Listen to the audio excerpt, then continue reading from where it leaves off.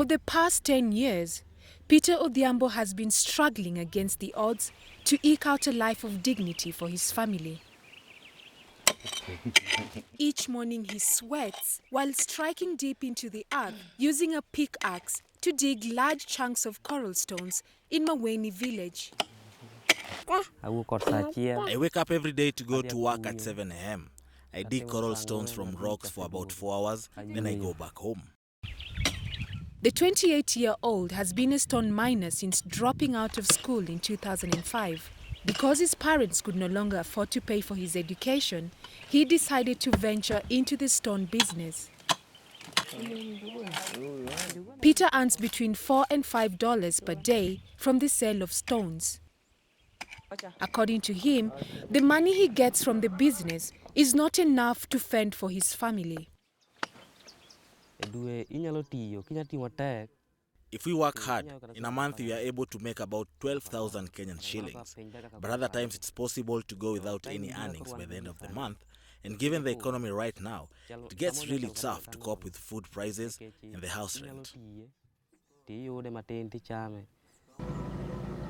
Maweni village is part of the Lamu archipelago at the Kenyan coast, where the stones used for house construction are quarried. Here, men like Peter will spend hours digging around rocks and lifting off the stones, often hewn in rectangular blocks. There are no machines available for the miners at any stage of the process. For them, the work here is achieved only by sheer physical force. The Maweni quarries have been exploited since the 1960s. The people who endure the hard work are mostly Kikuyus from central Kenya and Luos from Nyanza province. They came here in search of work. Many of them have already lived in Maweni with their families for years. Others have established temporary homes and return to visit their families frequently. I have been doing the stone business for the past 21 years now, since I moved here to find a job. I am 58 years old.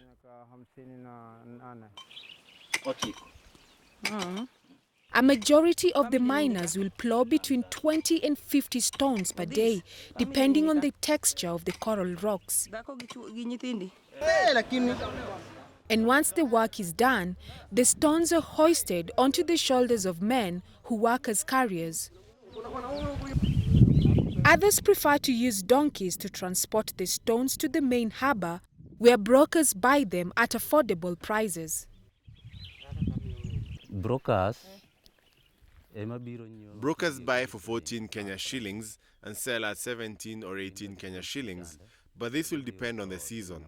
Sometimes the market is good when it's sunny. Sometimes we do not sell at all, especially when it rains.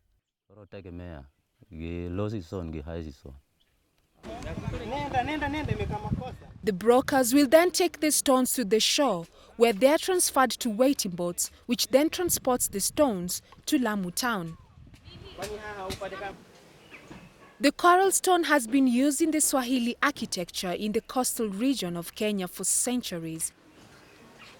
The sought-after stone is still the ideal building material for most houses in Lamu.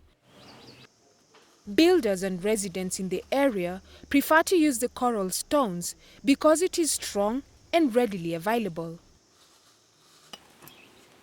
But despite the ease of use, miners in Maweni village say it is a daily struggle for them. According to Wilson Otieno, the stone business has no profits and the challenges are relentless.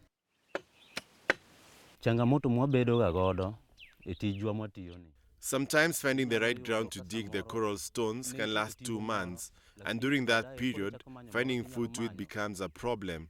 Since we fully depend on this job for food, and then we also endure lots of injuries while doing this job. Your hands and legs can get wounded by the pickaxe you use. Sometimes one may slide off if the rock splits apart by accident.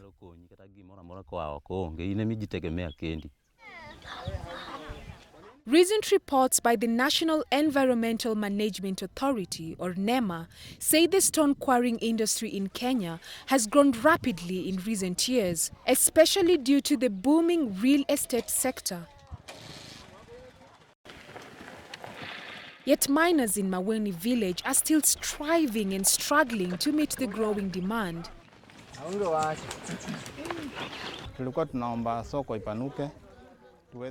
We are hoping that market demand will increase so that the prices of stones in our village can go up as well.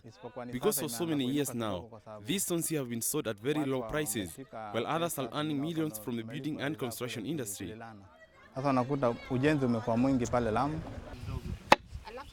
Until that time comes, Peter will be caught between a rock and a hard place.